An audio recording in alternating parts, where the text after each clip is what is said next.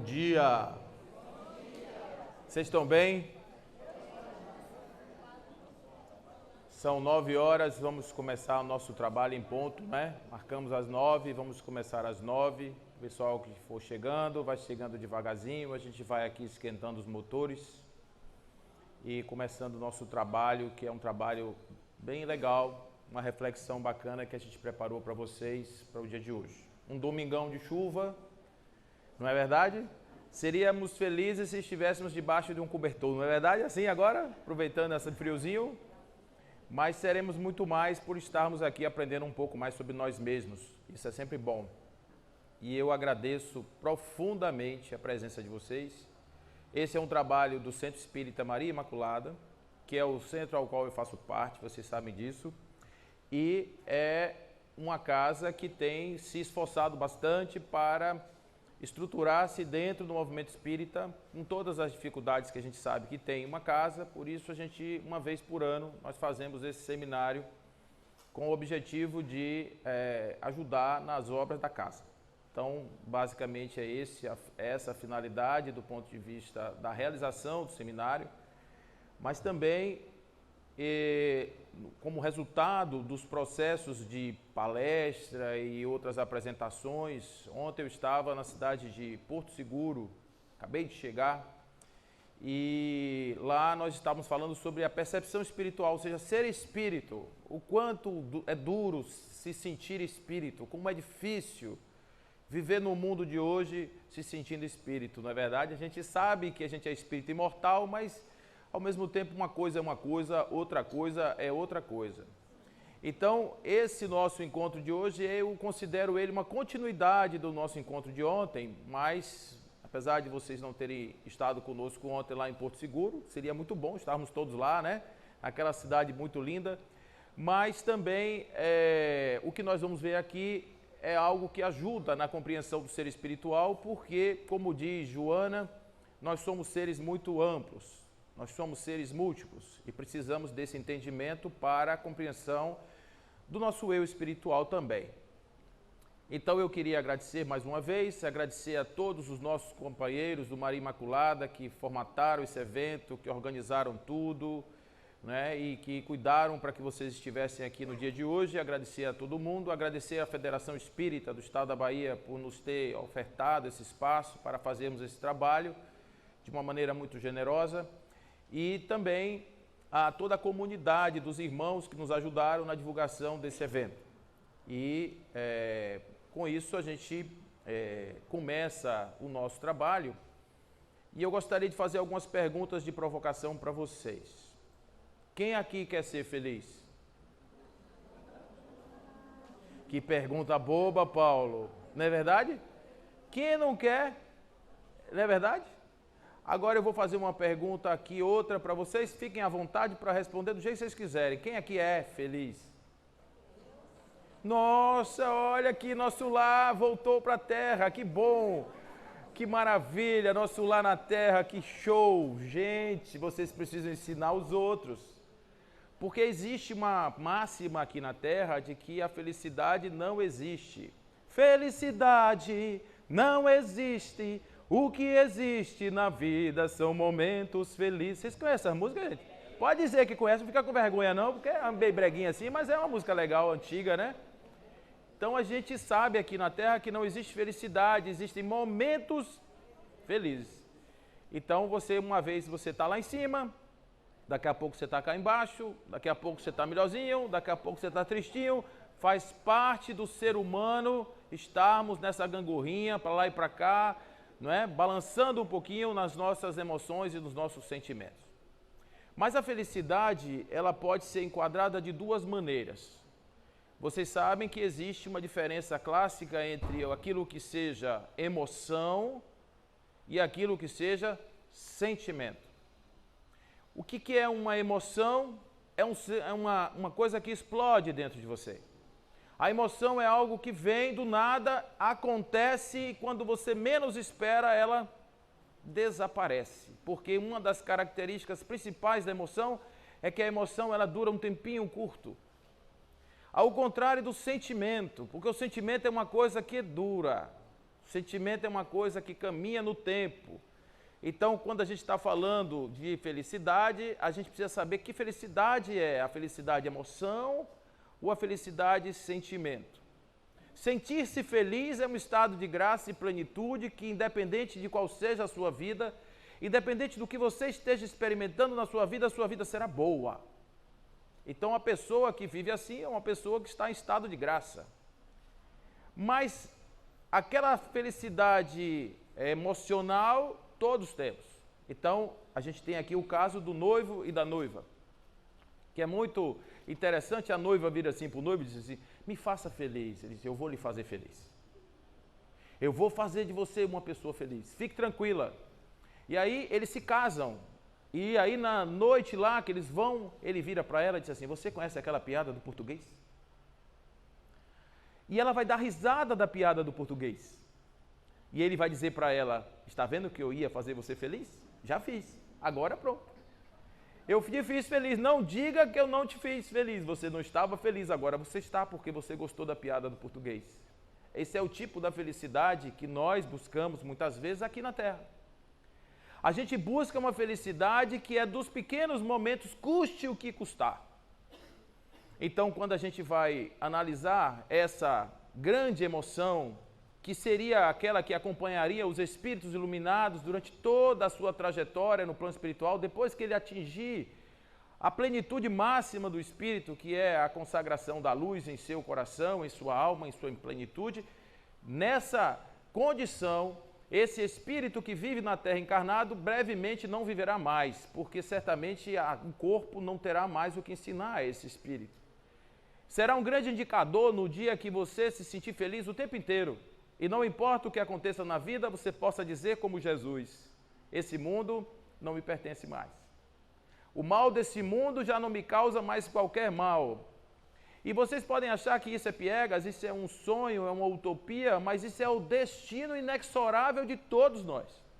Não existirá um ser humano que encarnou nessa terra que não passará pelo processo evolutivo para chegar a esse estado de graça. A questão é quando, não se. Nós vamos estar passando por isso. E por isso nós precisamos entender de que forma nós podemos construir essa felicidade plena em nosso coração. Existem algumas coisas que fazem parte do nosso intelecto que eu particularmente não entendo. Por que é que a gente não se conhece mais? Porque muitas vezes a gente olha na frente do espelho e diz assim: poxa, como você é isso, como você é aquilo, falando para a gente mesmo. E aí dá aquela massageada no ego, aquela mão de cinza, né, que a gente dá na gente mesmo, querendo se agradar. Mas no fundo, quando a gente fala essas coisas, é quase que soa como uma crença, não como uma verdade. Vocês sentem isso? No fundo, você olha para o espelho, você diz tantas coisas, mas ao mesmo tempo você olha para você e diz: não é isso, não. Lá no fundinho, não é isso não. Por quê? Porque você traz ao longo da sua vida uma história. E essa história não pode ser esquecida. Então, não compreender o mecanismo dessa história é abrir mão de um estado de plenitude, de autoconhecimento, reforma íntima, essas coisas todas que a gente ouve aqui dentro do nosso movimento, que fazem parte do nosso crescimento espiritual, são importantíssimos para todos nós. E a gente precisa, de certa forma, encontrar os caminhos para fazer essa trajetória, e esse caminho passa pelo entendimento do ser humano. Não existe nenhuma possibilidade de você se conhecer a si mesmo sem saber como você funciona. Sem saber por que você é do jeito que é, sem saber por que você passa pelas coisas que você passa do jeito que você passa. E isso, obviamente, tem uma finalidade: trazer para dentro do entendimento espiritual o entendimento fisiológico, psicológico, sociológico do ser, como vai dizer Joana, um ser biossocio-psíquico espiritual. Então, quando a gente traz essa provocação dos modelos mentais, é porque, de certa maneira, isso tem uma influência, sim, na nossa construção do caminho que nos levará à nossa plenitude. E por que a gente vive do jeito que a gente vive? Por que a gente faz as coisas do jeito que a gente faz? Por que a gente não faz diferente? Por que a gente não acorda de manhã e diz assim: minha vida está ruim, eu não quero mais essa vida, eu escolhi ela era muito bonitinha, me parecia agradável, me parecia legal, mas ela não está me trazendo benefício nenhum. Então, eu vou mudar a minha vida, eu vou dar um salto e vou sair desse estado que eu estou agora para um outro estado. Eu vou para outro lugar. Eu vou sair desse lugar daqui e vou romper com tudo. Alguém faz isso normalmente? Não faz. E a gente não faz muitas vezes porque nós estamos presos a determinados tipos de reações nossas e do mundo que a gente já conhece. Quando você não é uma pessoa muito equilibrada emocionalmente, ontem eu estava na rodoviária de Eunápolis esperando o ônibus chegar e entrou uma moça e ela gritava, a palavra mais simples que ela gritava era desgraça, e era uma desgraça que era amplificada, que ela parecia a desgraça do final do mundo. E ela parece que o ônibus tinha chegado ou tinha saído mais cedo, 5 minutos e tal, e ela estava muito alterada, gritando profundamente. E essa mulher estava dentro de um estado dela, um estado que pertence a ela. Dentro da sua condição normal de estabilidade, ela estava ali desequilibrada. E a pessoa em desequilíbrio, ela tem aí uma variação para mais e para menos, e que isso traz para ela muita dor, muito sofrimento, muita angústia. Então, o que eu quero dizer a vocês, gente, é que às vezes a pessoa explora os seus limites máximos, mesmo que ele te leve a uma zona de desequilíbrio, porque você já sabe como o outro vai reagir. O marido deu risada e a criança a imitou. Isso para ela é suficiente para reforçar nela um modelo comportamental que ela diz assim: poxa, quando eu estiver contrariada, é legal amplificar a minha voz e falar coisas que o outro não gostaria de ouvir, porque o outro vai reagir positivamente e vai me dar o que eu quero. Isso daí é uma forma de atuar. Você quer ver uma outra forma muito parecida? Eu sou um neném, estou no berço, estou com fome, eu preciso de comida, eu não sei falar. Eu não sei pedir mamãe me dá gagal, eu não sei ainda, ninguém me ensinou a falar. E o que é que eu faço? A única coisa que eu tenho, um instrumento que eu tenho é o choro. E às vezes o choro desesperado para que o gagal chegue instantaneamente, porque senão eu acho que vou morrer. Então esse nosso modelo confortável, ele não quer dizer que seja bom. Ele quer dizer apenas que eu sei onde vai acabar. Eu sei quando ele começa, eu sei quando ele termina, eu sei como ele se expressa, eu sei como ele se desenvolve, e isso me dá conforto, porque eu não sei, não vou ter surpresinha. Olha, tem muita gente que vai fazer terapia, e aí quando chega em casa, o companheiro ou a companheira diz assim: você está mudado. Depois da terapia você não é mais o mesmo. Observe que a pessoa está procurando melhorar, mas saiu do lugar, saiu daquela zona que é chamada, todo mundo já sabe, que é chamada de zona de conforto. Vocês conhecem aquele bonequinho que vende na Avenida 7 ali, vende de todo lugar, que tem neve dentro, aquele bonequinho de neve, que fica ali dentro daquele mundinho? Pois é, esse mundinho é o mundinho dele.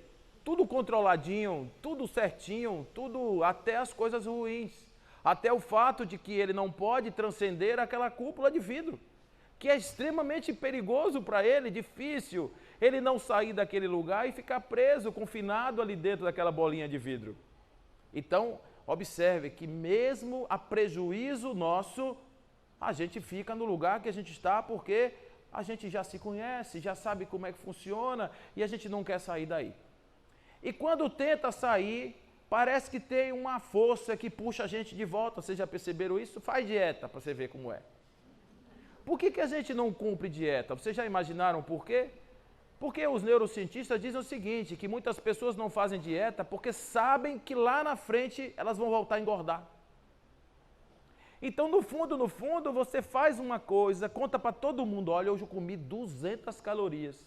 Quando vai para a academia, esse povo, quando começa a fazer exercício, logo já diz: hoje eu fiz não sei o quê, na bicicleta fiz não sei o quê, supino, fica metendo inveja nos outros que não faz ginástica, mas ao mesmo tempo ele está falando aquilo para ele mesmo. Observe, ele está se autoafirmando o tempo inteiro com relação a algo que ele sabia que precisava e que ele tinha necessidade de fazer isso, mas não tinha necessidade de ficar botando, né, na rádio, sociedade o tempo inteiro isso.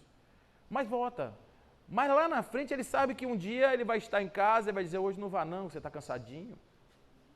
Olha, você está com a dor lá no dedinho do pé, e aí não dá para pegar peso com a mão, porque se você pegar peso com a mão, vai que o peso cai do pé. Vai agravar o problema. Então a gente começa a criar desculpa, a gente começa a criar uma série de coisas e vai fazendo da nossa vida mais ou menos esse caldo de sapo. Vocês conhecem a história do sapo? Se você pegar um sapo e jogar na água quente, ele pula. Mas se você botar o sapo na água fria, esquentando lentamente a água, ele vai morrer ali dentro. Porque ele não vai sair. Então, a história do sapo é mais ou menos como a nossa. A gente se abraça na vida que a gente tomou pra gente, como se ela fosse a única vida que a gente pode ter, e de repente a gente vai com ela até o fim. Isso é que é fidelidade. A gente se agarra nesse ser humano que a gente criou, e olha, gente, esse ser humano, ele é uma ilusão toda, cheia de ilusão. Porque observe que ele é um conjunto de personagens que você cria o tempo inteiro. Você vai criando o personagem para estar na escola, na rua, na fazenda, na chuva, cada um com um papel, cada um com uma finalidade, e no fundo você fica tendo uma energia enorme para gerenciar esse povo todo, porque vai que esse povo é incoerente um com o outro. Você fazendo isso? Como assim? Né? Como assim você vai fazer isso? Não, você não pode fazer isso. Aí vem a liturgia do personagem, que você tem que agir de acordo com. Então é muito ruim, por exemplo, estar nesse lugar que eu estou. Por quê? Porque de repente uma pessoa pode achar que aqui tem uma pessoa que talvez saiba um pouco mais, ou que talvez já tenha se realizado espiritualmente. Não é nada disso. É uma pessoa comum que está aqui apenas dividindo um pouco dos seus pensamentos, mas com toda a sujeição aos seus problemas também. Então isso faz parte de uma libertação de quem, de certa maneira, se coloca num plano um pouco mais assim destacado em evidência, porque isso é importante para você poder cair com liberdade. Faz parte do processo humano você assumir suas quedas. Você se segurar em personagens e dizer eu sou infalível, eu sou infalível, eu sou infalível. Aí um dia você vai decepcionar alguém, gente. Um dia você vai decepcionar alguém.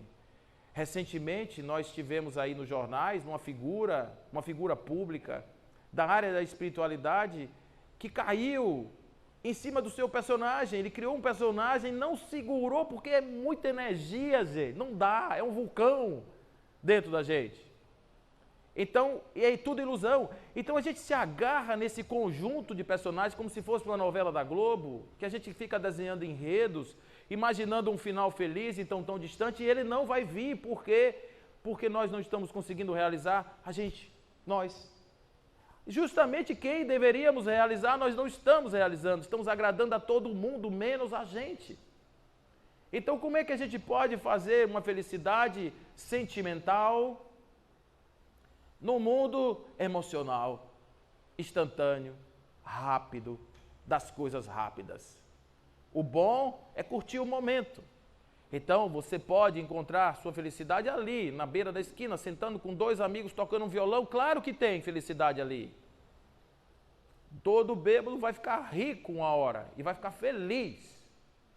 Mas no dia seguinte, amiga, é uma ressaca horrorosa.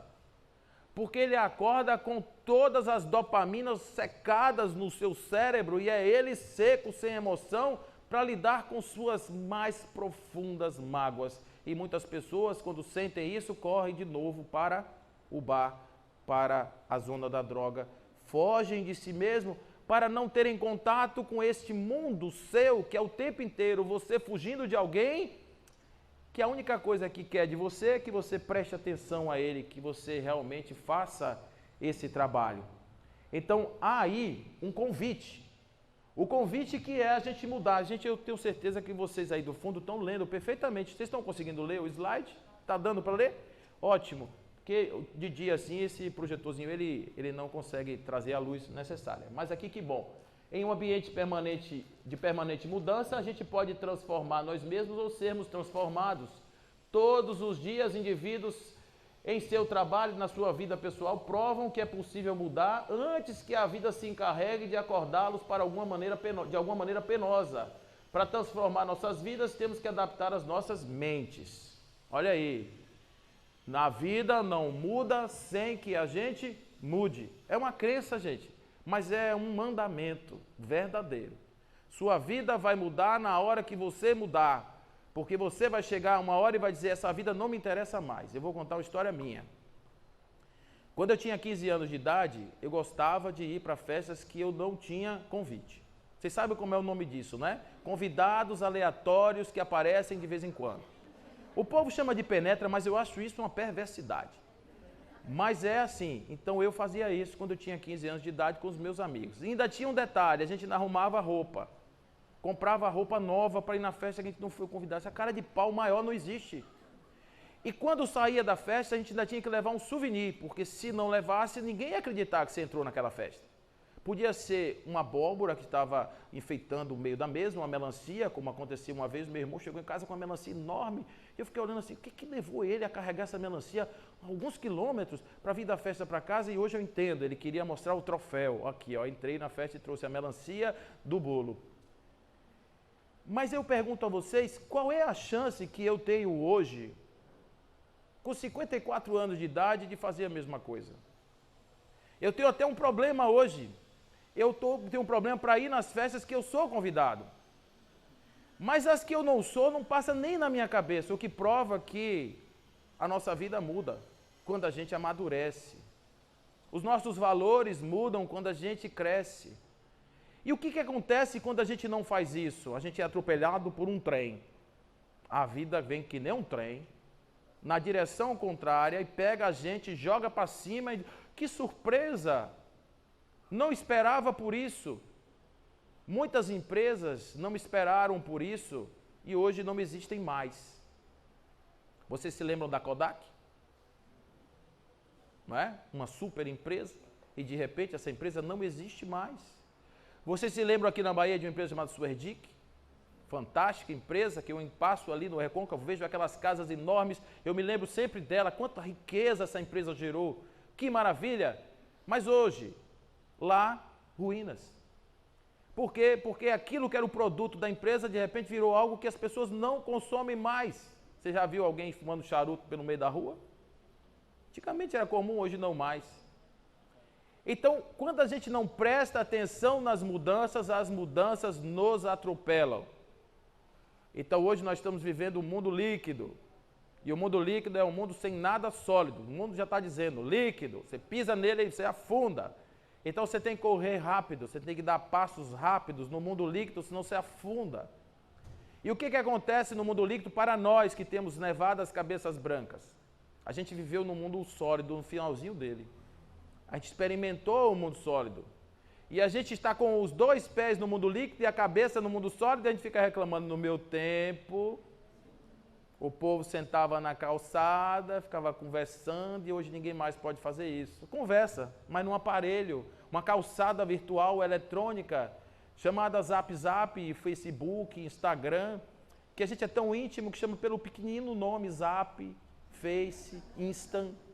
Eu não sei porque o povo bota o nome grande, Instagram. Aí o povo bota logo, é que nem uma pessoa bota o nome João Henrique Pereira de Jesus dos Anjos, aí chama de Janjão. A mesma coisa, você tem um trabalho de construir um nome enorme, aí vem um apelido e mata tudo, né? Então observe, gente, que essas nossas convicções, elas podem ser e devem ser modificadas. A questão é essa. Essa figura deveria estar na parede das nossas casas, deveria estar no lugar de trabalho, deveria estar na nossa carteira, quando a gente abrisse assim, olhasse para ela e lembrasse, quem é essa pessoa? Eu vou chamar de pessoa, viu, gente? Vou pedir permissão a vocês para chamar esse ser de pessoa. Quem é isso aqui? Isso aqui é um ser perfeito. É um ser que atingiu o máximo possível da sua condição existencial. Quando Allan Kardec se refere a Jesus, ele diz: Jesus foi o ser que na carne humana atingiu o mais alto grau de perfeição. Jesus é perfeito como perfeito o seu Pai Celestial, e este ser é perfeito. Por quê? Porque não tem possibilidade nenhuma de você melhorar uma abelha. A abelha atingiu o seu grau máximo, e olha que ela é top. ela ajuda na agricultura, ela ajuda na diversidade, na biodiversidade, ela faz mel, ela faz geleia, ela ensina como é que se organiza em sociedade, ela se protege, ela faz tudo isso nesse pedacinho de estrutura molecular aí, ó, isso tudo junto. E ela não tem consciência, ela não pensa, ela não raciocina. Mas, como diz Rousseau, o ser humano pode ser uma abelha melhorada, porque o ser humano não tem limite. O ser humano é perfectível, mas ele precisa explorar suas fronteiras ao máximo. Para sermos seres abelhudos, nós precisamos ir além desses muros de vidro que nos engessam em modelos antigos, arcaicos e sofredores. A nossa cultura não nos ajuda muito, gente, porque a gente tem a cultura do sofrimento, quem sofre se salva. E essa cultura é uma cultura muito difícil de você tirar de dentro de você, porque a maioria de nós fomos criados assim. A gente nasce devendo, a nossa vida ela é originada a partir de um pecado cometido por duas pessoas que a gente não sabe nem quem são direito, não é? E a gente nasce com isso na cabeça, aí tem que ir lá para uma pia batismal, para o nosso pai, ele renegar o capeta. Você sabe que funciona assim. Quando a pessoa vai batizar, tem que renegar o diabo. Não é como se o diabo fizesse parte de uma dicotomia, de uma dualidade que estivesse presente na minha vida desde que eu nasci. Então aquela ideia de pureza da alma, aquela ideia de estrutura da alma se perde dentro de uma culpa original que a gente carrega, e fora todos as nossas convenções sociais que o tempo inteiro estão dizendo: você não pode fazer isso, você não pode ser aquilo, você tem que ser assim, você tem que ser assado. E o tempo inteiro a gente vai construindo nossa realidade existencial dentro de modelos que nos engessam, que nos cercam, que nos abraçam e que nos limitam o tempo inteiro. Onde está a coragem de romper com isso? Onde está a coragem de sermos subversivos em relação a essas coisas?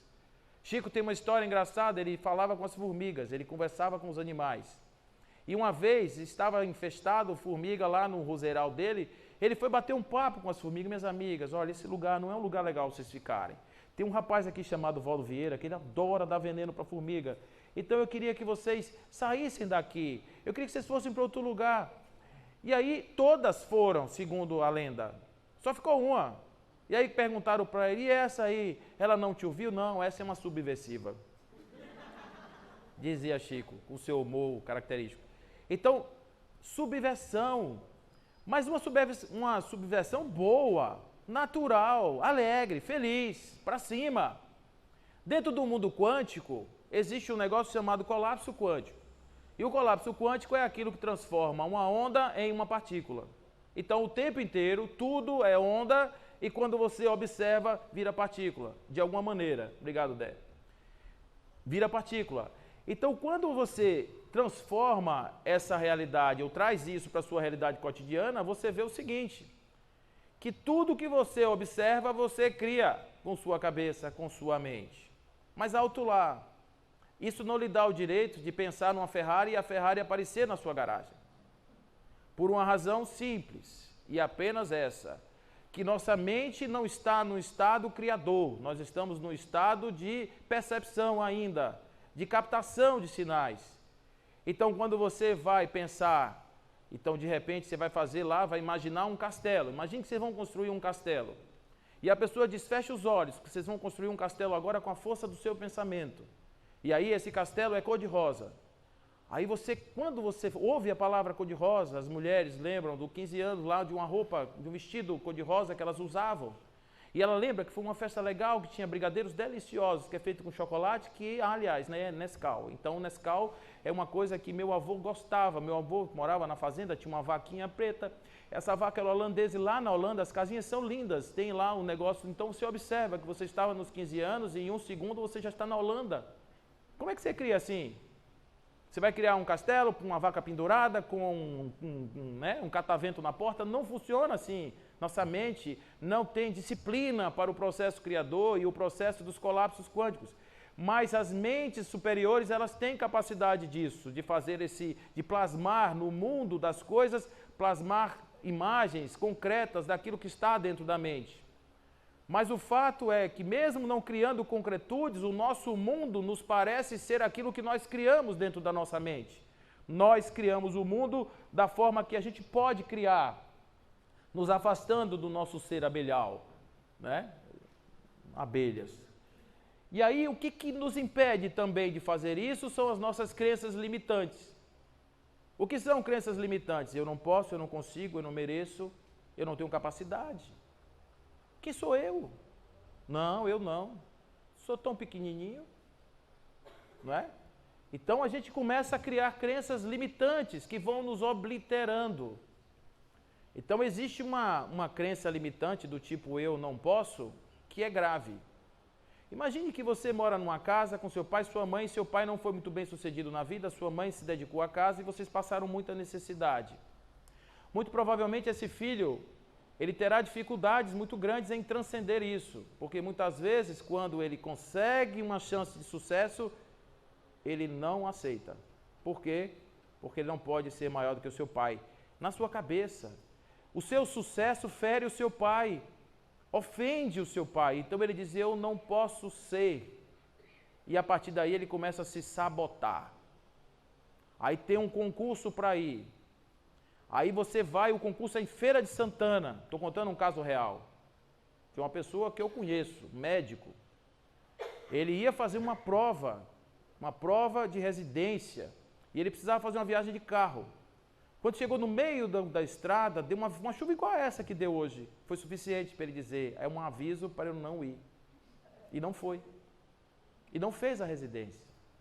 Então a sua profissão, ela foi limitando, e hoje ele vive dos espaços que lhe permitem, que lhe dão chance, porque ele traz dentro dele provavelmente crenças chamadas crenças limitantes. E por que nós carregamos essas crenças limitantes? Elas existem? Não. Elas são apenas aquilo que eu internalizei. Então, apesar de não ter a capacidade de criar no mundo quântico, eu crio no meu mundo fantasioso da mente e passo a enxergar o mundo desse jeito. O nome disso é modelo mental. É a forma como eu processo as informações que eu recebo do mundo. A forma como o mundo entra na minha cabeça, como ele é internalizado, como eu imagino, como eu penso, de que forma eu sinto, de que forma eu acho. Então, eu não sei, eu acho que aqui só tem espírito de luz, eu tenho certeza que essa pergunta eu vou fazer, eu devia ter feito em outro lugar. Mas é assim, alguma vez na vida, lá mesmo no passado, antes da mudança que vocês fizeram, transformação radical, vocês já sentiram que quando alguém estava falando alguma coisa para vocês, ele estava ali diminuindo? Não é legal isso? Observe palavras, apenas palavras. Opiniões, apenas opiniões. Sentimentos, apenas sentimentos. E eu vou dar um remédio para vocês quando vocês sentirem isso, se por acaso ainda vocês sentirem isso algum dia. Imaginem que aquele que diminui, ele se sente naquele momento pequeno. E ele precisa lhe diminuir para você ficar do lugar dele, no tamanho dele.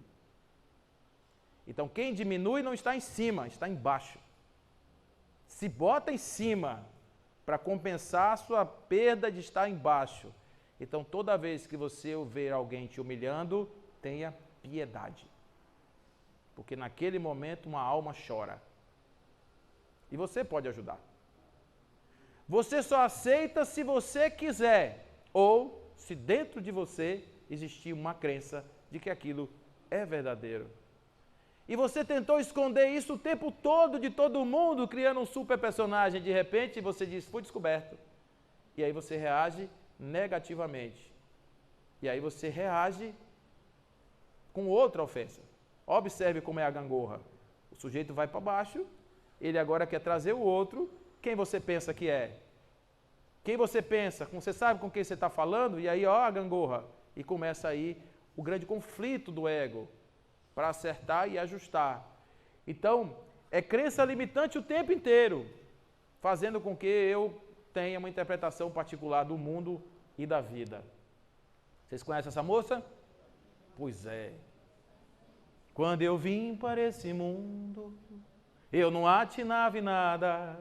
Hoje eu sou Gabriela, Gabriele, eu, meu camarada. Eu nasci assim, eu cresci assim, vou morrer assim, vou ser sempre assim.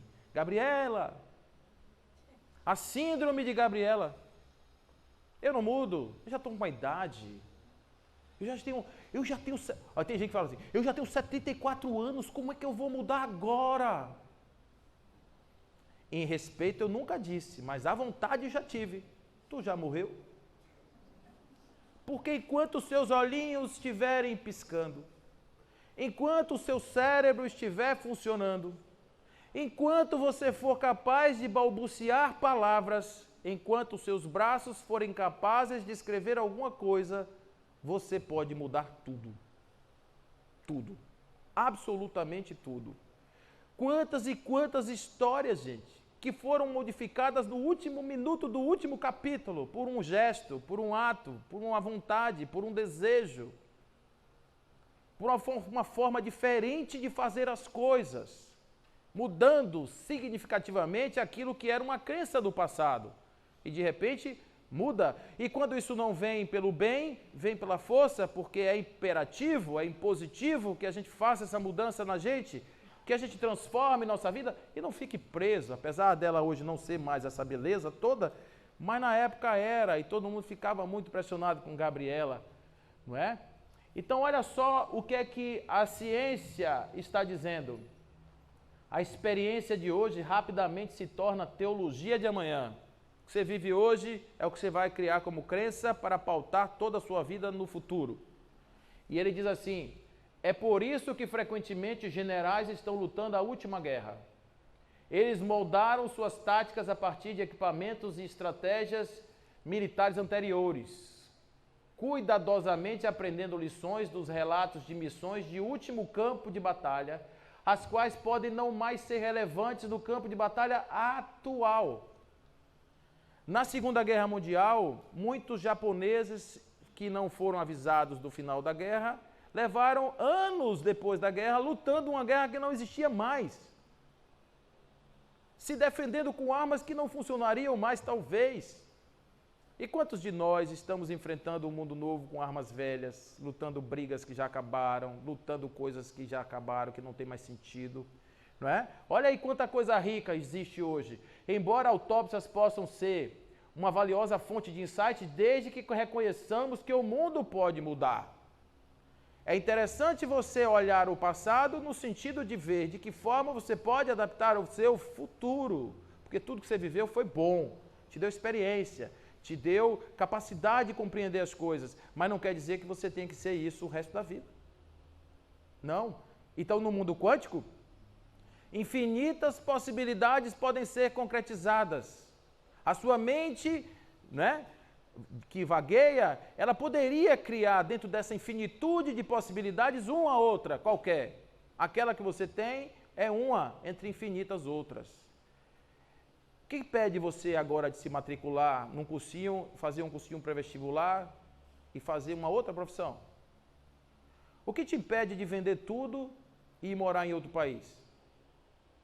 O que te impede agora simplesmente de se casar, ou se separar, ou de ter filhos, ou de adotar crianças, ou de fazer qualquer coisa? Muitas vezes, aquilo que a gente chama de prudência e verdade são mecanismos de defesa para impedir que a gente faça saltos de modificação, de alteração da vida. Então, a gente precisa pensar sobre isso porque a experiência é uma faca de dois gumes. Então, esses livros que eu estou colocando aqui para vocês, A Força dos Modelos Mentais, etc., esses são livros hoje muito atuais a respeito da ciência. Existe um, que é um livro de Norman Doidge, que é O Cérebro que se Transforma, que a gente vai falar um pouquinho sobre ele, sobre a neuroplasticidade, e isso, de certa maneira, eu vou falando dos livros, se vocês quiserem anotar aí para pesquisar depois, é bem legal que a linguagem é bem acessível, tá? Para todos nós. Então, na década de 50 para frente, a gente tinha um modelo de avaliação da mente que era isso, você valia quanto você era capaz de fazer contas. Então, se fazia muita conta de QI, chamado quociente de inteligência, ou coeficiente de inteligência. Então era uma forma de você medir a capacidade de uma pessoa de transformar um raciocínio em algo concreto, ou seja, de interpretar as coisas e de fazer fórmulas matemáticas e olhar para o abstrato, etc. Então, muitas empresas contratavam pessoas baseadas nesse modelo. Faziam um teste de QI, não é o que indica, né? Que a gente tem um outro QI aqui que é quem indicou. Mas era um QI, que era de inteligência, se você tivesse um índice alto, lá respondesse os quadradinhos, lá, fizesse lá, botasse como é que a roda vai girar, para onde ela vai girar e etc., você poderia, de repente, ser contratado. Eu fui fazer, nos meus 17 anos, eu tinha obsessão por trabalhar, e um tio meu tinha uma construtora, e eu pedi a ele um estágio, ele me arranjou uma possibilidade de ser office boy no Banco Econômico. Eu fui lá fazer uma entrevista, fiz um negócio desse de office de quadradinho. Eu não devo ser lá essa Coca-Cola toda, porque eu não fui nem office boy do Banco Econômico, quanto mais.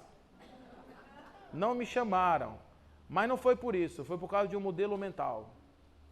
Eu estava na minha juventude, com a camisa aberta aqui até aqui assim, que usava um correntão grande, que era a moda da época, e a moça me disse, me dê um defeito seu, eu disse, eu não gosto de receber ordem. A sinceridade é uma virtude, mas nem tanto, né? Só que não.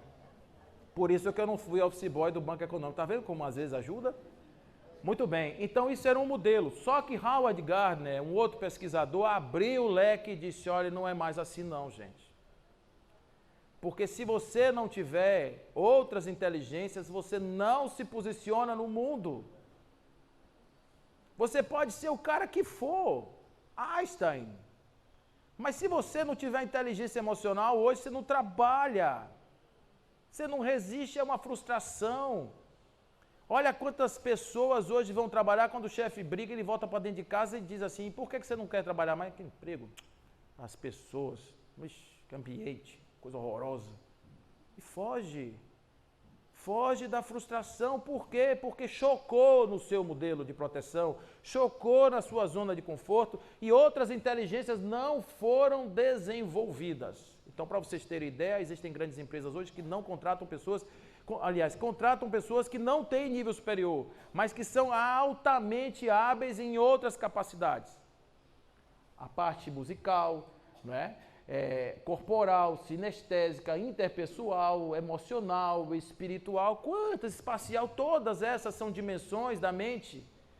Então, quando você vai analisar uma pessoa hoje sob o ponto de vista da sua condição de produção, você tem que dizer que aspecto eu gostaria que você se manifestasse. Porque nós aqui, enquanto seres humanos, de um modo geral, temos que ter inteligência espiritual. O que é isso?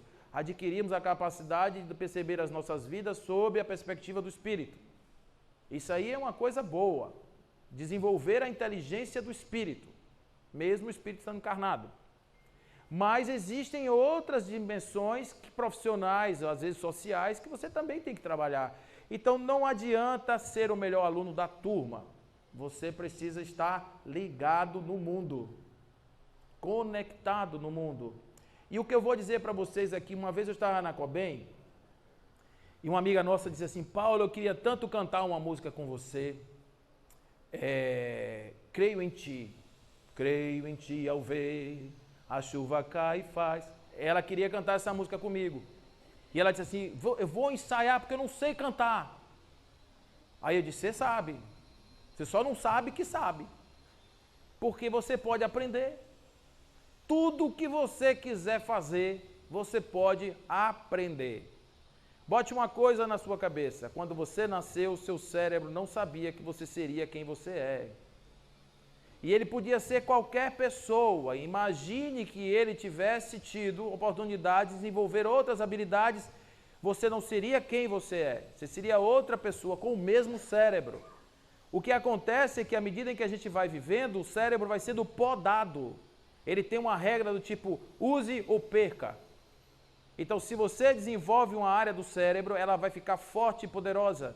Se você não desenvolve, ela vai ser reaproveitada em outra área. Então é simples assim. Se você quiser fazer algo, faça, insista, persista, insista de novo. Uma hora você vai aprender. Uma hora seu corpo, seu cérebro vai dizer, ele está precisando, vou dar mais área para ele. vou dar mais recurso para ele e ele vai desenvolvendo. Dizem que 10.000 horas é um limite para que o cérebro internalize qualquer atividade e faça disso um automatismo na sua vida. Tanto que os grandes meditadores dizem que tem um limite, uma faixa que divide os meditadores com mais de 10.000 horas, que têm um cérebro diferente, e aqueles que têm menos de 10.000 horas, que têm um cérebro ainda...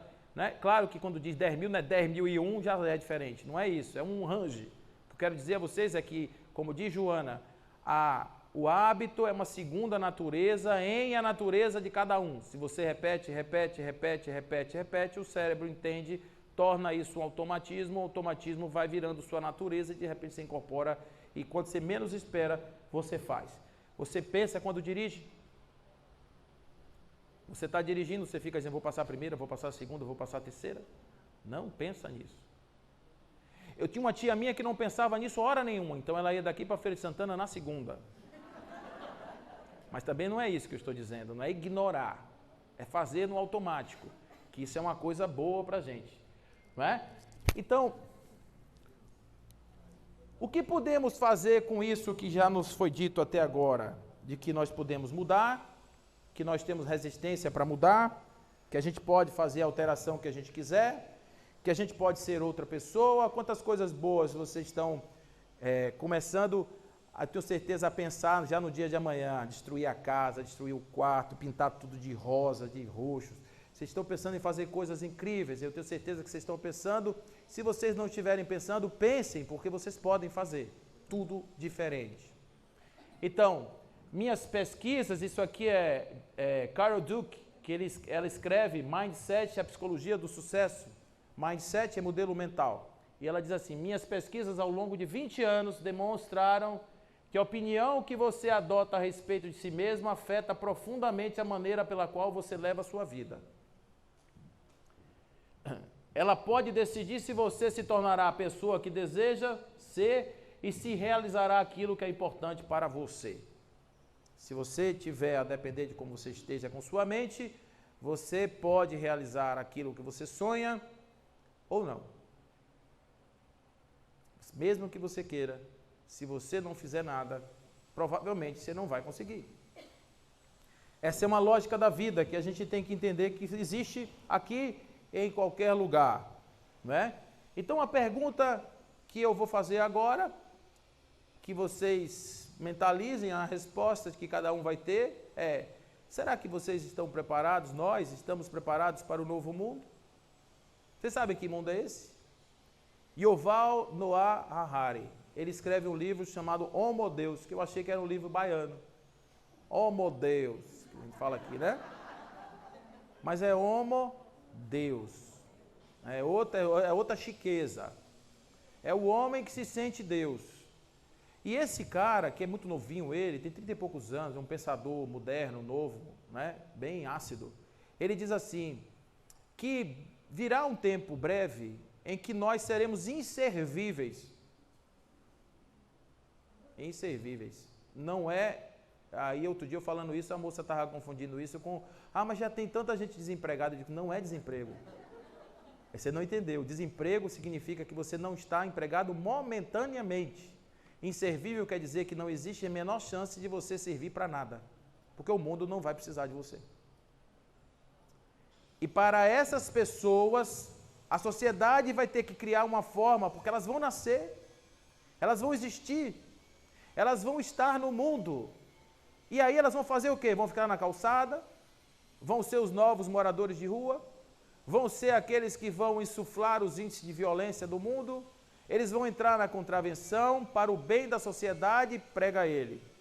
Nós teremos ambientes de realidades virtuais, onde o sujeito vai entrar numa bolsa, vai receber um sonífero e vai ter na sua mente a indução de imagens de uma vida perfeita, como se ele estivesse completamente atuando na sociedade.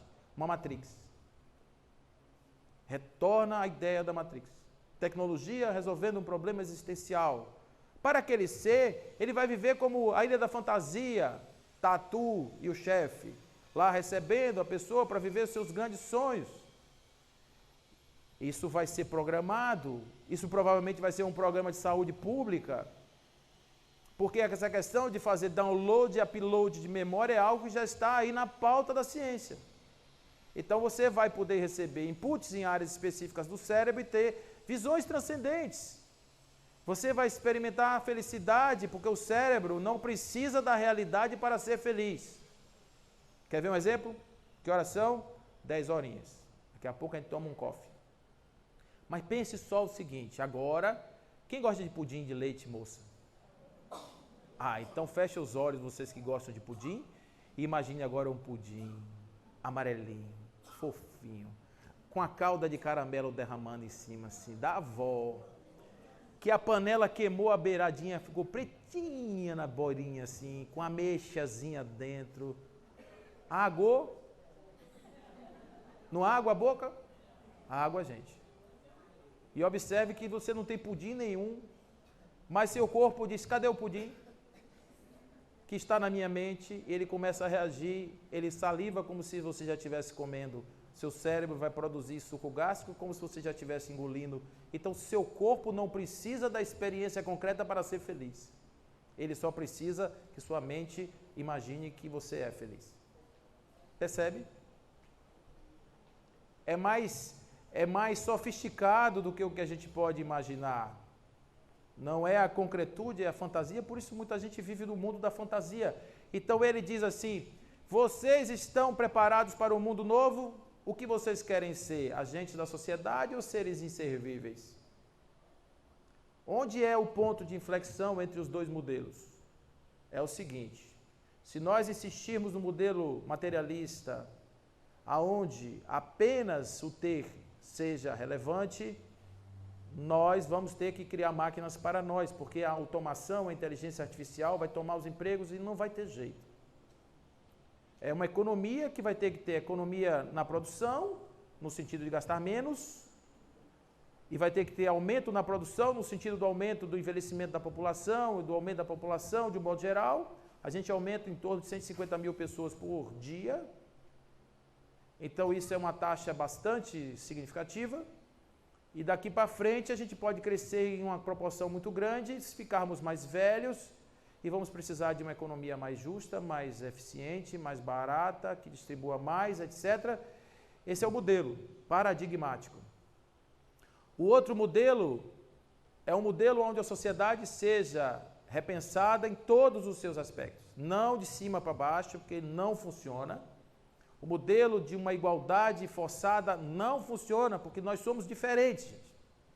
Se você pegar todo o dinheiro do mundo hoje e distribuir igualmente por todos os habitantes da Terra, sabe o que vai acontecer? Que um ano você vai ter ricos e pobres. Porque você vai ter um que vai pegar o dinheiro, vai fazer um churrasco da laje, vai chamar os amigos, vai fazer o sambão, vai gastar 20 mil reais no som do Corsa e vai ter o maior prazer do mundo de abrir aquele paredão para acabar com a vida dos vizinhos.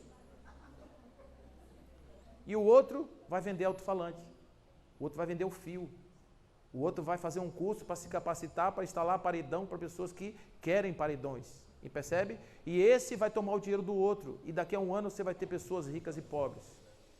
Aí você vai ficar constantemente dividindo o dinheiro o tempo todo, isso é justo? Não existe isso, sabe por quê?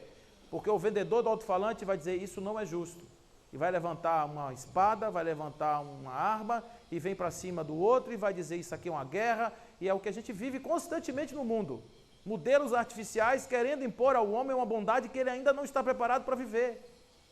Então o que Leon Denis diz no livro Socialismo e Espiritismo, ele diz isso.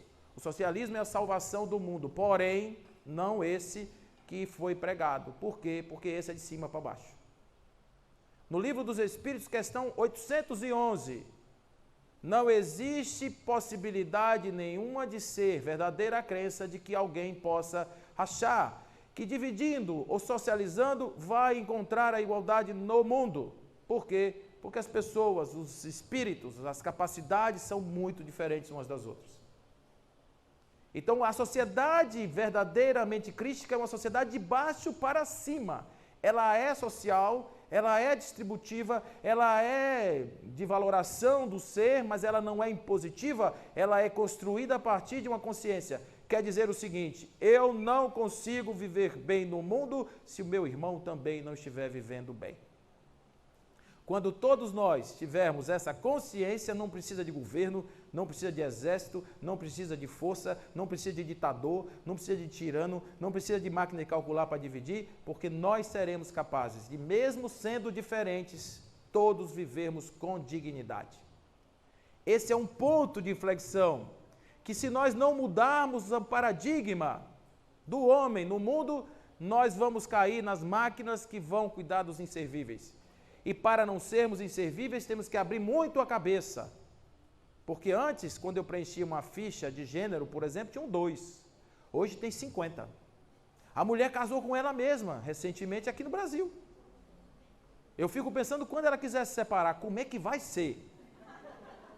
Casar, beleza, mas separar, como vai ser? Então a gente tem que estar com a cabeça aberta para o mundo, gente. O mundo é esse aí. E aí, a gente faz o quê? Né? Só tem um limão? Peraí, só um minuto. O autor do livro é Yuval Noah Harari. Eu vou botar aqui no intervalo, eu boto o livro aqui para vocês verem. Mas o nome é esse, Homo Deus, vocês não vão esquecer, Homo Deus. Aí não esquece. Então, por que eu estou mostrando esse vídeo para vocês, rapidamente, apenas, né, de uma forma didática, como é que o cérebro grava as coisas? Então, você recebe o estímulo, isso vem para uma memória chamada memória de curto prazo, que fica ali sendo elaborado. Se você não fizer nada com aquilo, daqui a alguns minutos, aquilo vai desaparecer. Então você, como eu, por exemplo, tenho esse problema. Você encontra uma pessoa, a pessoa diz, prazer, meu nome é Raimundo Dias de Jesus. Ô Raimundo, como vai? Tudo bem? Pronto, aí eu estou aqui conversando com o Raimundo. Daqui a pouco eu digo, é Carlos, Raimundo, Pedro, Antônio. Qual é o nome de Raimundo? Eu não sei mais. Porque a minha memória de curto prazo é muito curta. Então eu tenho que ficar Raimundo, Raimundo, Raimundo, Raimundo, Raimundo, Raimundo, Raimundo, Raimundo, Raimundo. Ele é imundo porque Raimundo, Raimundo. Aí eu não esqueço mais. Porque o que você fez? Você fez um trabalho de repetição o tempo inteiro, você ficou repetindo, aquela memória foi se fortalecendo, aquela conexão foi se estabelecendo, e quando você pensa, você imediatamente vem aquilo lá. Ou seja, a ideia é transformar uma memória de curto prazo numa memória de longo prazo. Então, essa memória de longo prazo é aquela memória que você normalmente se lembra. Então, quem tem problema de Alzheimer, normalmente tem comprometimento na parte de curto prazo. Então, muito prazer, Paulo. Olá, como vai? Tudo bem? Porque não lembra que se encontrou. Você entende? O curto prazo não tem essa possibilidade de captação. Então, para você fixar alguma coisa, você tem que ter repetição. Não tem como você fazer um estudo sem repetir, não vai entrar. Então, o cérebro ele trabalha na recepção, no armazenamento, análise e a saída, que é um processamento. Isso aqui é como se fosse um computador. Você tem um estímulo e você tem uma resposta. Então, olha assim, você bota a mão no lugar, aquele lugar é agradável, você, opa, que coisa boa, é bom botar a mão aqui. Aí você vai repetindo, aquilo vai criando, como diz um psiquiatra chamado Paulo Gaudêncio, que já desencarnou, ele dizia o seguinte, chamava de caminho da roça. É quando você tem o estímulo, imediatamente você é levado para uma resposta. O cérebro ele funciona assim, ele vai fazendo conexões. Para vocês terem ideia, são 100 bilhões de neurônios, que são as estruturas que fazem essa mágica acontecer. E esses 100 bilhões de neurônios, cada um conectando com o outro, com várias possibilidades, forma centenas de trilhões de conexões. Dizem até que essas conexões podem chegar aos petilhões. Tamanha a possibilidade de combinações que eles podem fazer no cérebro. Então, o que é uma memória recorrente? É aquilo que o cérebro não vai ter trabalho em estabelecer. Quando ele recebe um input, ele imediatamente vai em busca de uma resposta. E isso vai formando em você um modelo mental. Esse modelo mental é um modelo que você vai estabelecendo o seu conjunto de mapas, de caminhos, formam o seu GPS da mente. Então, para quem entende martelo, todos os problemas são pregos, porque quando você recebe um estímulo, o primeiro caminho que o seu estímulo vai seguir é o caminho que foi formado e fortalecido antes. Quando você é criança e tem hábitos de criança, você repete esses hábitos depois na vida adulta.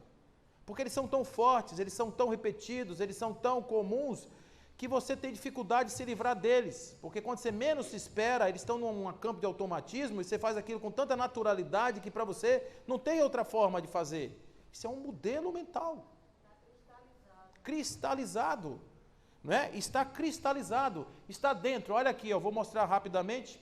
Não é? Aqui a gente tem a figura, né, do neurônio, aqui está o dendrito, que é essa parte aqui dos cabelinhos que fazem conexão.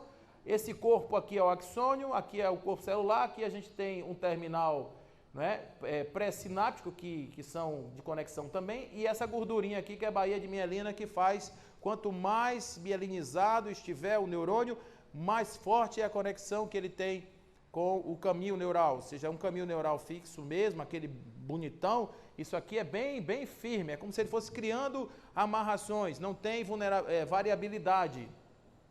E assim ele vai formando um mapa mental. Ele vai formando um mapa mental, e esse mapa mental aqui, ó, ele vai construindo uma relação entre seu sistema periférico e seu sistema central. Ou seja, quando você recebe um input pelo olho, pelo ouvido, pelo nariz, pela boca, pela pele, que é o maior órgão do corpo, todo sensação. A pele é como se fosse um perispírito, ele é todo sensação, de cima a baixo.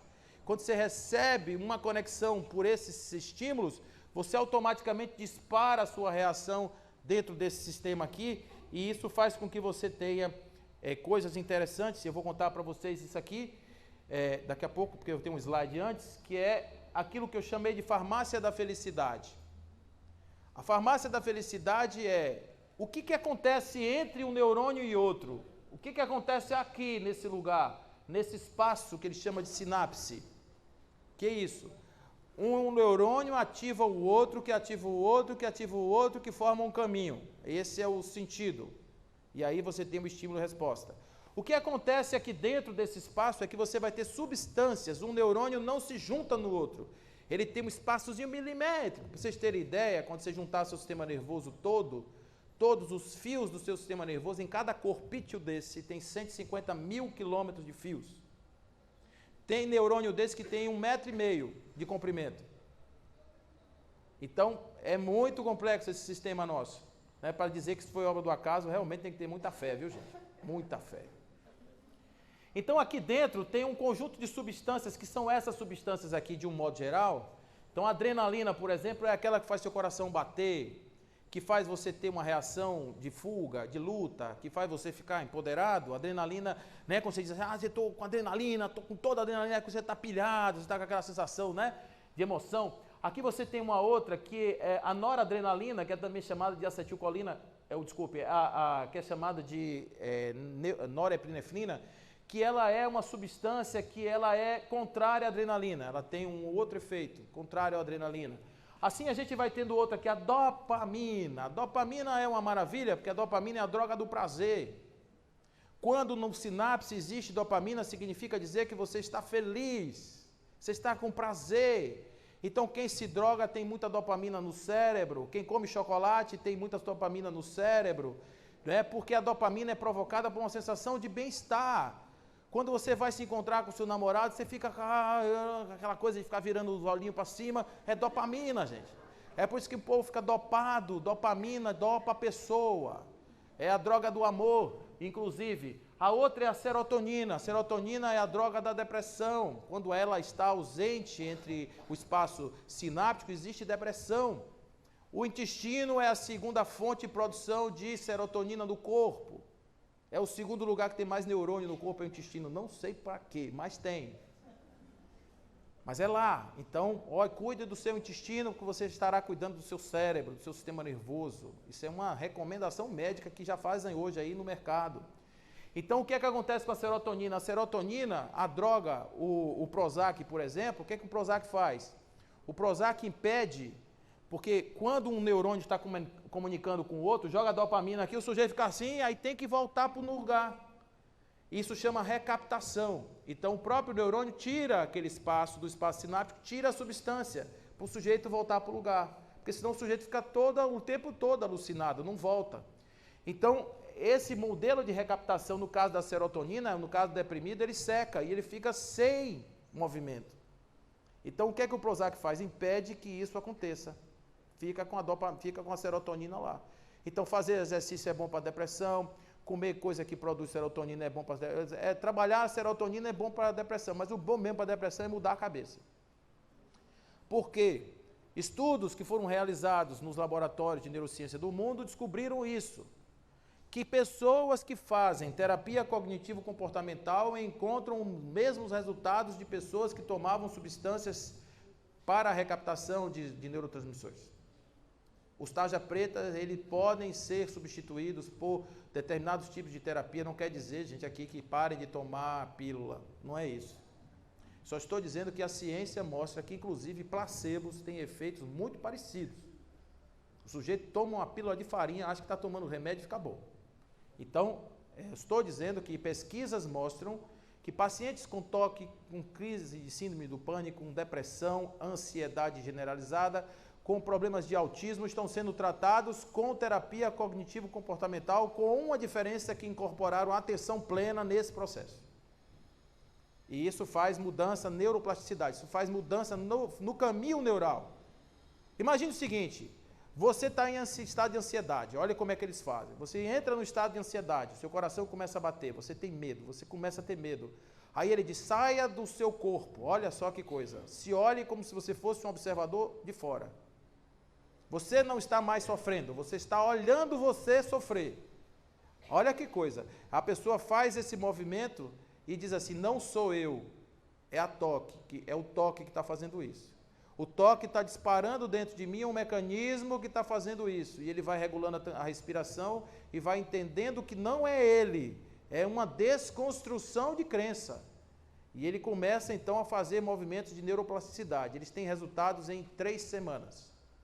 3 semanas, repetidas experiências desse tipo, algumas horas por dia, eles estão tendo esse resultado. Existe um sistema hoje no mundo chamado Fast Forward, que foi desenvolvido por um pesquisador desse aí, um neurocientista. Ele desenvolveu uma técnica de leitura através de sons, porque ele descobre que o som, ele trabalha a neuroplasticidade do cérebro. Então, com o Fast Forward, crianças com autismo conseguem ter capacidade de leitura. Crianças com dislexia conseguem recuperar sua capacidade de identificação de caracteres, porque eles têm dificuldade para a identificação de sons. Para eles, muitas vezes, o som de uma letra é igual da outra. A duração do fonema é complexa para uma pessoa que tem dislexia. Então, nesse tratamento, é tudo em cima disso. Se você tiver uma gota a mais de serotonina no espaço pré-sináptico, pós-sináptico, enfim, onde você estiver lá no sinapse, você vai ter problema. Seu corpo não vai ser igual. Pode ser melhor, pode ser pior naquele momento. Vai depender do que seja, da quantidade que seja. Por isso que a droga é ruim, porque a droga faz uma maluquice na produção dessas substâncias de maneira artificial, sem controle. E o sujeito entra em depressão depois. Entra em depressão e volta para a droga, em depressão. E o pior, quem fuma, quem usa qualquer tipo de coisa que mexe no cérebro, ele vai modificando os caminhos neurais de uma forma tal que o sujeito vai dizendo, você não precisa mais que eu produza isso naturalmente, não é? Tudo bem. É bom, menos trabalho para mim. Agora você vai ter que trazer para mim toda hora. E o sujeito começa a sentir crise de abstinência. Então, o cérebro está na sua mão. Se você não usar o cérebro, ele não vai ser utilizado. Ele é um empregado muito obediente. Ele diz, tá bom, você não quer? É porque você não precisa. Né? Você não tem necessidade. Então, aí vem uma experiência que eu vivenciei. Essa experiência foi com a minha mãe. Minha mãe estava grávida de um dos seus filhos, e aí o que aconteceu? Tinha um perfume, antigamente, chamado Contouré.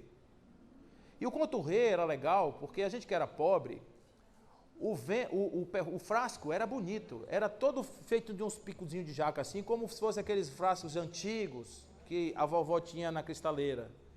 Então, o que o povo fazia? Quando acabava com o Contouré, minha mãe fazia isso, ela botava aqui suco, para dizer que era uísque, e ficava lá enfeitando a prateleira, tudo coloridinho lá. Né? Então, assim, um belo dia, minha mãe adorava esse perfume.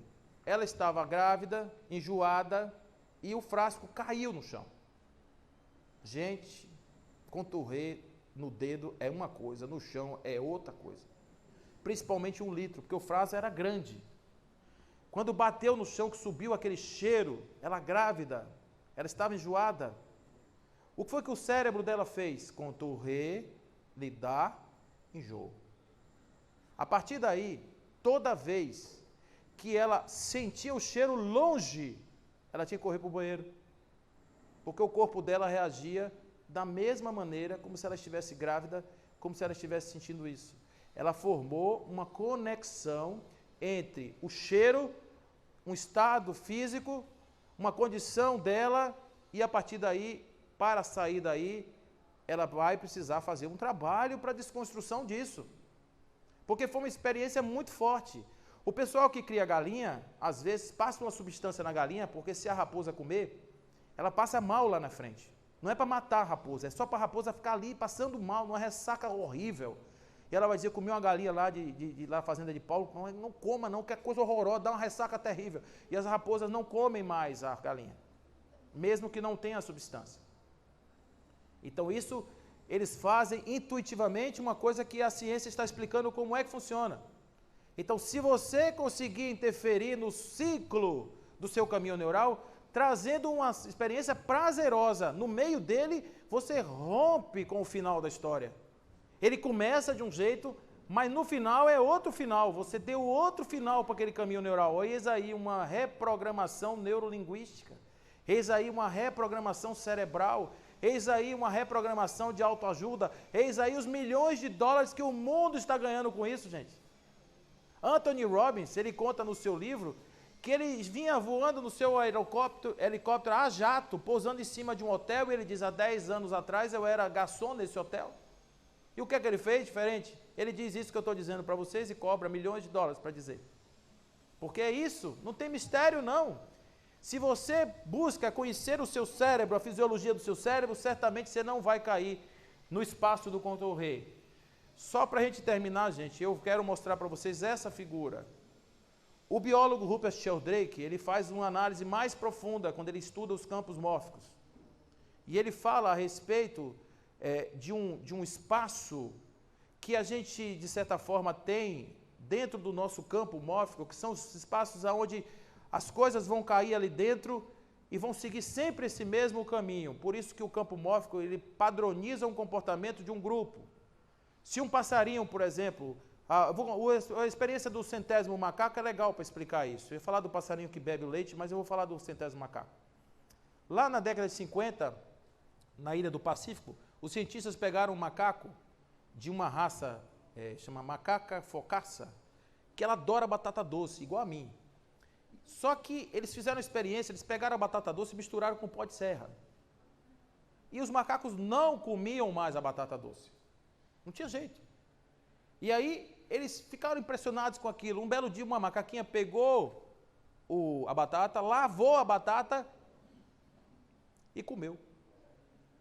Aí o que foi que ela fez? Ela botou no Facebook dela, a juventude conectada começou a lavar a batata e começou a comer batata. E os velhinhos lá sentados, que coisa de juventude, lavar batata, onde já se viu? Batata não se lava, batata se come.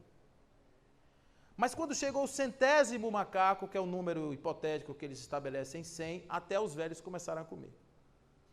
Então, é aquele espaço aonde Rupert Sheldrake chama esse espaço, ele diz, existe uma espécie de um sulco no campo mórfico, aonde desse campo mórfico os comportamentos todos tendem a seguir esse padrão de repetição. O que você precisa para criar um campo desse? O que você precisa para criar um espaço desse? Você precisa fazer isso que ele chama de creodo. Para você criar um creodo, você precisa ter repetição. Uma espécie precisa repetir aquilo muitas vezes. Se a humanidade vibrar no bem, se a humanidade fizer o esforço do bem, é isso que nos dizem os campos mórficos, de repente nós vamos começar a contaminar uns aos outros, e seremos uma humanidade pacificada pela mente. Porque é assim que funciona, segundo os passarinhos que bebem leite, os macacos que comem batata doce. Não é? Então, além desse movimento, que existe com relação ao campo mórfico,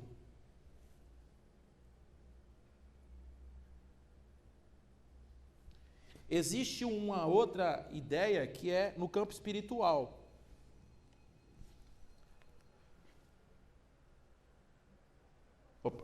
No campo espiritual, a gente também tem essa mesma situação, que é a possibilidade, e agora deixa eu ver,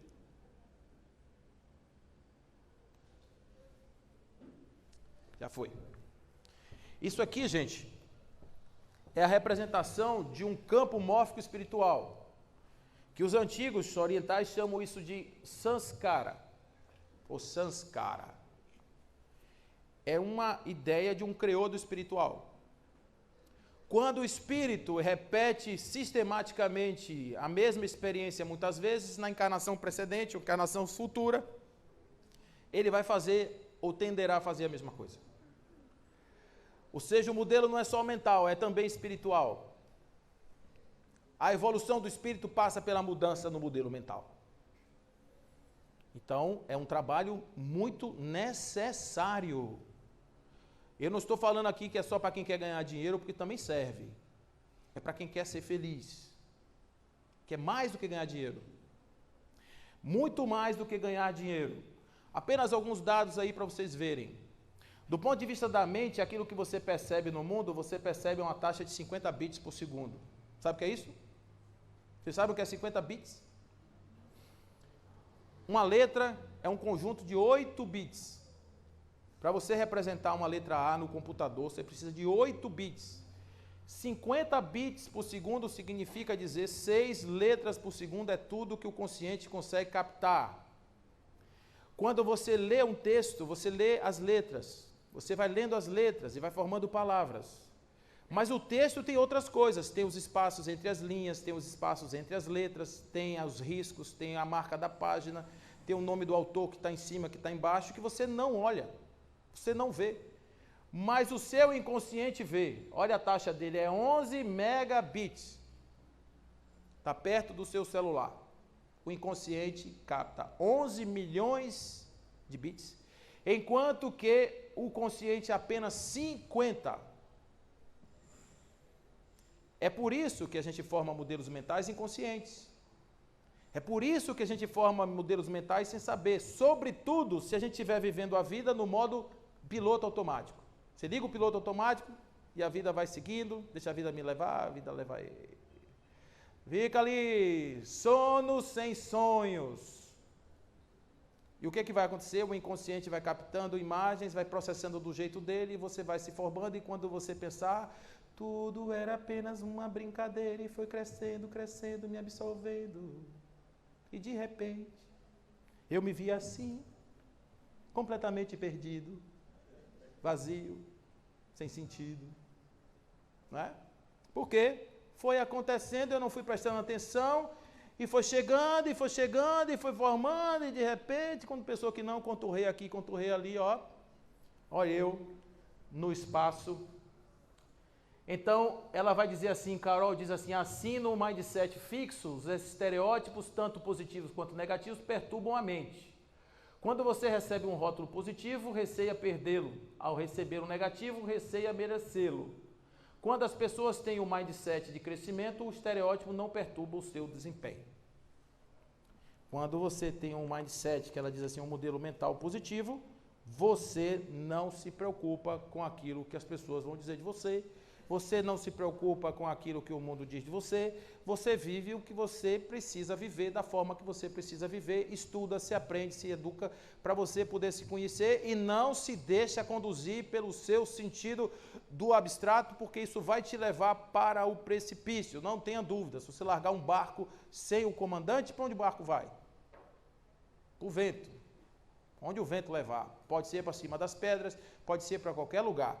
Prestar atenção é o que se chama hoje, né, modernamente, de mindfulness, ou atenção plena, que é o que está aí hoje na moda.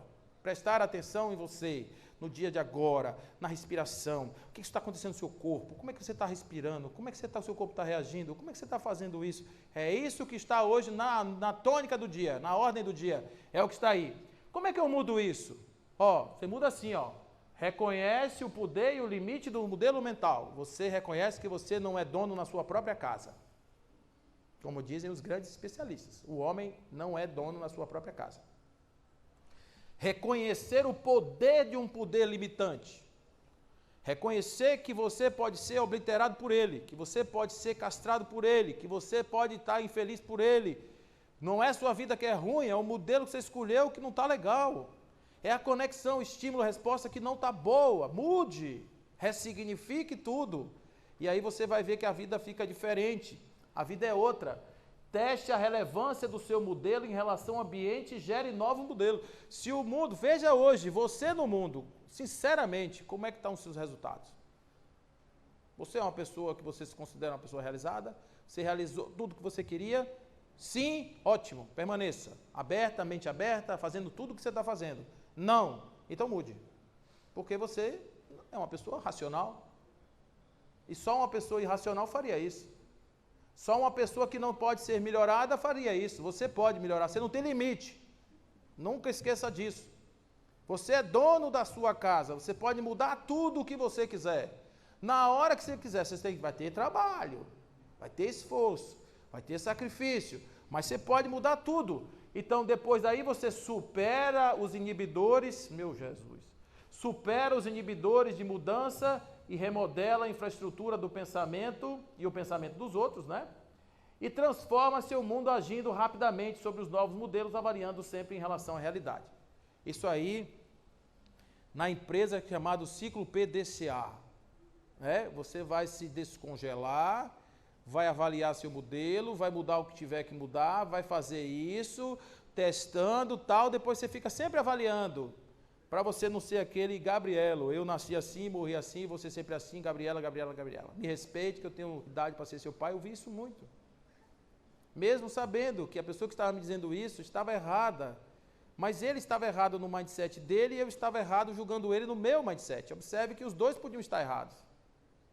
Não tem razão nessa situação, é uma coisa que é paradoxal, não é? Uma discussão polarizada que não necessariamente vai cair nisso aí. Então, esse aqui é um meditador muito famoso lá da Universidade de George Washington. Ele diz assim, é Francisco, viu gente? Com empenho na meditação e em outros exercícios mentais, você pode mudar ativamente seus sentimentos, suas atitudes e sua mentalidade. Essa discussão aconteceu na presença do Dalai Lama. Eles se reuniram numa organização junto com neurocientistas, com meditadores, inclusive estava lá um homem que é considerado o homem mais feliz do mundo, que é Mathieu Ricard. Ele era um francês que virou budista, ele é sobrinho de Gurdjieff, esse cara. A família é forte, entendeu? Então o que acontece? Ele é considerado assim, porque ele é um grande meditador e quando faz um exame de ressonância lá na cabeça dele, encontram índices de felicidade no cérebro dele, mapeados nas áreas de felicidade, são incríveis os números dele. Ele estava presente nessa discussão. E qual era a discussão? A neurociência dizendo, o cérebro pauta a mente. E os meditadores, não, a mente pauta o cérebro. Mas como assim? Simples. Se o cérebro cria a mente não pode alterar o cérebro. Então, se a mente cria o cérebro que cria a mente é maior do que o cérebro. O cérebro é só um instrumento de manifestação da mente. Isso aí, de novo, gente, o Espiritismo já trouxe isso desde 1857. A memória está no espírito e o cérebro é um instrumento de manifestação da memória espiritual. Hoje a ciência, os meditadores, está todo mundo falando uma coisa que a gente já sabe, boa, né? Quando a gente chega na frente. Não é legal? A gente se sente massa quando tem acontecendo uma coisa dessa.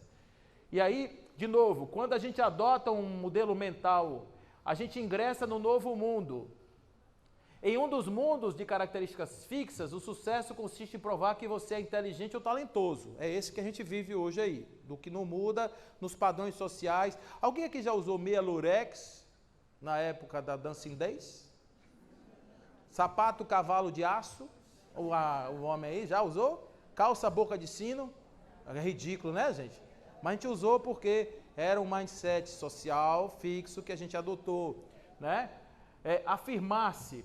No outro mundo, o das qualidades mutáveis, a questão é abrir-se para aprender algo novo. E Adenauer Novaes fala num livro que ele lançou recentemente, chamado Voo do Espírito, ele diz que nós podemos agora criar habilidades para um mundo novo, uma encarnação nova. Vamos supor, você quer ser o quê na próxima encarnação? Eu quero ser psicólogo. Então estude psicologia agora. Por que não? Não precisa formar não. Basta começar a estudar, começar a pesquisar, porque você vai precisar disso depois. Você está formando memórias, seu conhecimento vai para o seu campo de memória e depois tu vai acessar isso, não tenha dúvida. Você quer ser engenheiro, estude engenharia, estude matemática, se aprofunde na química, na física. Ele diz as habilidades são necessárias para nós pensarmos não no cérebro, mas no espírito. Você vai acumulando memórias espirituais e daí você vai ganhando esse novo espaço, certo? Antes do nosso intervalo, só mais um slide, a meditação e outras fontes de treinamento mental que enfatizam processos cognitivos como atenção, podem, explorando a neuroplasticidade do cérebro, produzir mudanças, mas provavelmente em padrões de ativação de neurônios, mas até na estrutura de circuitos neurais, no sentido de que o que está conectado com o que, e de quanto são fortes essas ligações, ou seja, os exercícios mentais podem mudar os mapas mentais, os creodos, os sanskaras, os vasanas, inclusive esses outros espaços todos, e quem sabe até dentro do nosso grande conjunto, mental da sociedade, a gente consiga mudar o nosso modelo mental social, que é o que a gente quer no mundo regenerado. Então, até aqui a gente viu de uma forma mais assim, dentro da ciência, aquilo que hoje a neurociência nos explica, e só para resumir, o cérebro é seu, a mente é maior do que o cérebro. Se você tiver a mente quieta, a espinha ereta e o coração tranquilo, você consegue fazer coisas diferentes do que o que você faz hoje. Se você baixar a cabeça, entrar no vucu-vucu automático e carregar suas crenças negativas, do tipo eu nasci assim, ninguém me ama, ninguém me quer, ninguém me chama de meu amor, provavelmente você vai continuar batendo nos mesmos pregos, achando que você está resolvendo todos os seus problemas. Mas se você for humilde, se você for capaz de reconhecer que o seu modelo mental não é bom, que não está te ajudando, eu quero dizer a vocês, com a voz da ciência, você consegue mudar. Não é uma condenação. É outra coisa que a Adenauer vai trazer no seu livro, a ideia do karma mutável. Não é porque você matou alguém em outra vida que você tem que sofrer nessa. Você pode ressignificar isso. E você pode transformar essa experiência em outra experiência, de outro jeito, de outra forma. É uma questão apenas de acreditar, não como fé, mas como certeza, de que nós somos os donos dos nossos barcos.